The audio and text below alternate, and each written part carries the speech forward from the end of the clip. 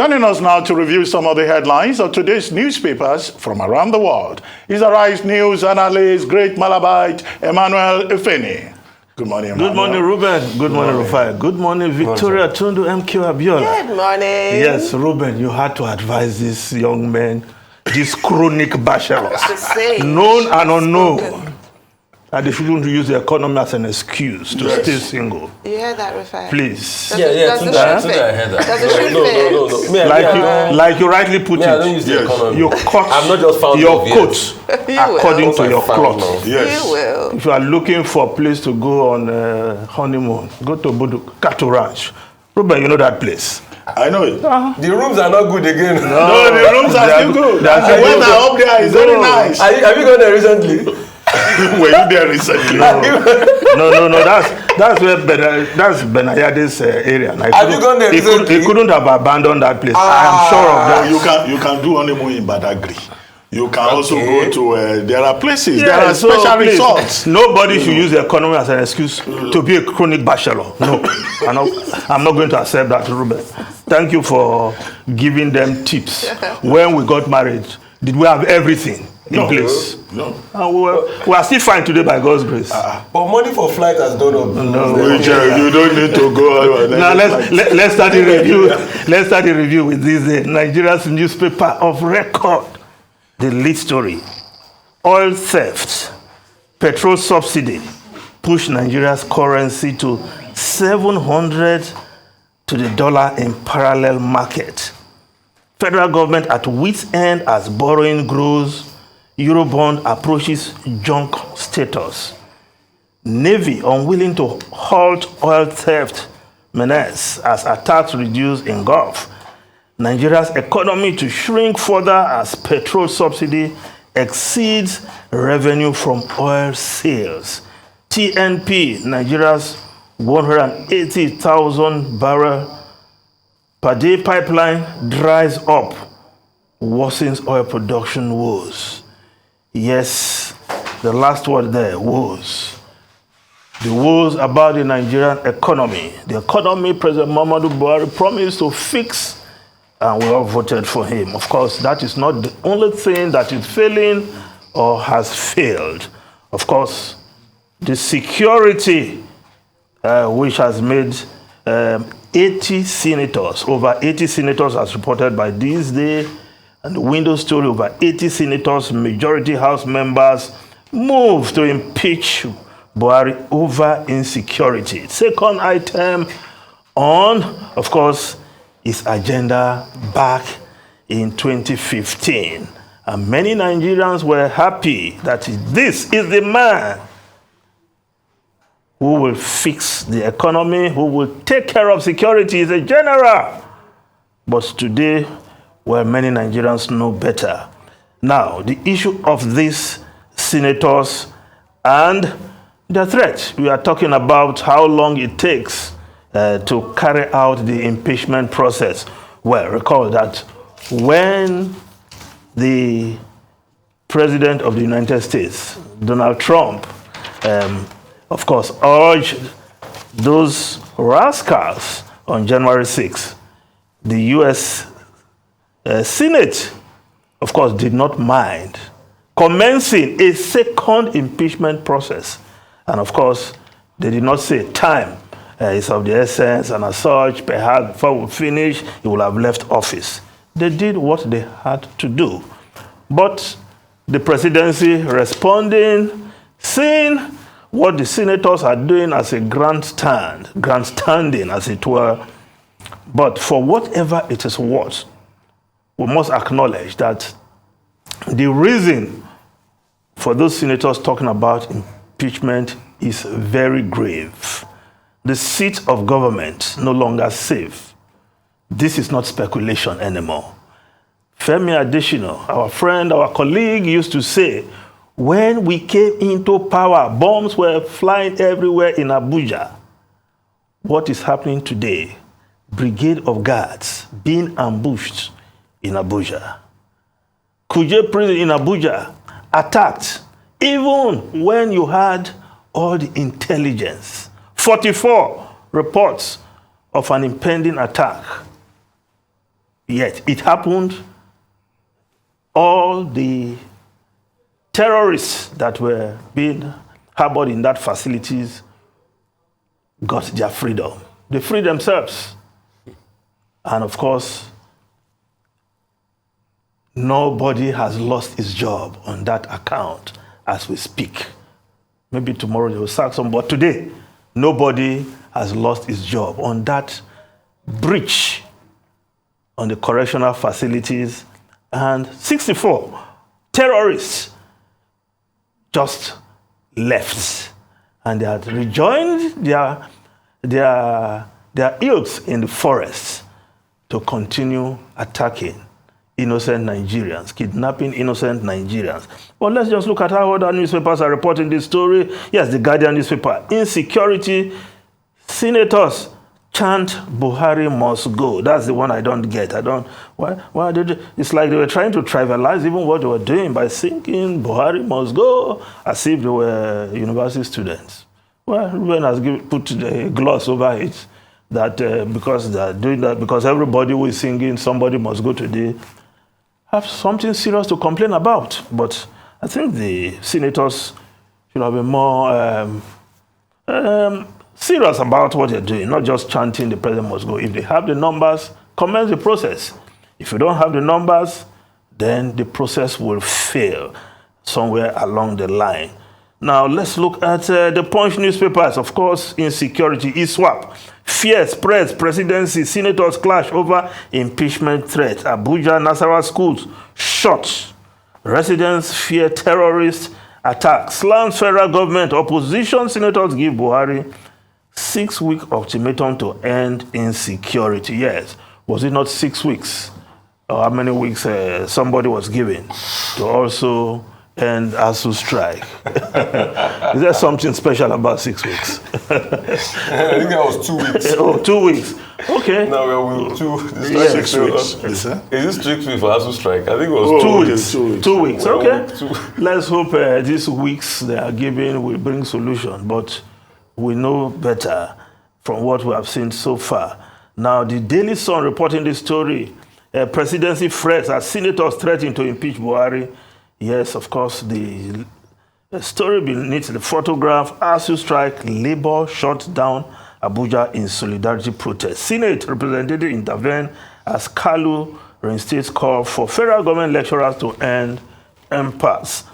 Well, the Nation newspaper, Senate in stormy session over renewed attacks by bandits. Minority senators walked out, give Buhari 6-week ultimatum. Now, the Daily Trust newspaper, Buhari convenes emergency security meeting as senators dangle impeachment. You must go. Nigeria must survive. Lawmakers tell president. That is how the Daily Trust is reporting that story. Now, another story on the front page of the Daily Trust, continuous voters registration. Voters in last-minute rush, 3 days to deadline. Kano, Katsina residents lament queues, insufficient equipment. INEC chair evades comment on an extension. Well, should there be another extension? Well, if there are so many people still waiting and the inadequacy of equipment is also retarding the smooth registration process, then somebody somewhere must consider. That's what I will say. Now, the Daily Independent newspaper, yes, senators threaten to impeach Buhari over rising insecurity.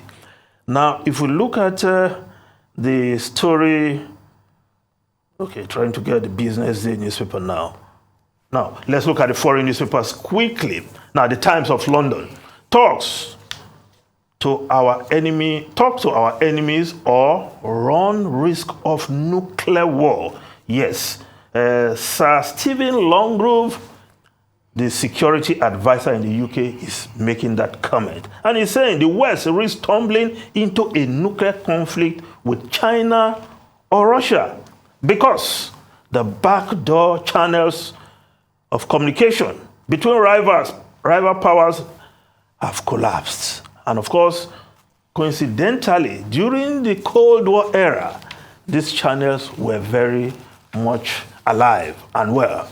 And a way to avert unexpected nuclear catastrophe or nuclear confrontation. And the Daily Telegraph is also reporting that story, accidental nuclear war with China, a growing risk. So perhaps in the era that is not supposed to be the Cold War era, what has the West done? Perhaps they are also causing more rifts in the way they move close to Russia. And we saw how Russia has reacted by invading Ukraine. But again, as that brought the impact of it, unintended impact, is that Sweden, Iceland, that were neutral, are now turning to NATO. Now, the Guardian newspaper reports union issued, the Guardian of London, unions issued general strike threat as rail crisis grows. Yeah, Labour sacks shadow minister for conducting interviews on picket line.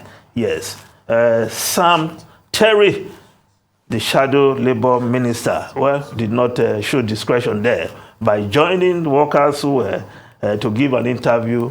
Of course, Labour leader had to act. But the unions are proposing a general strike.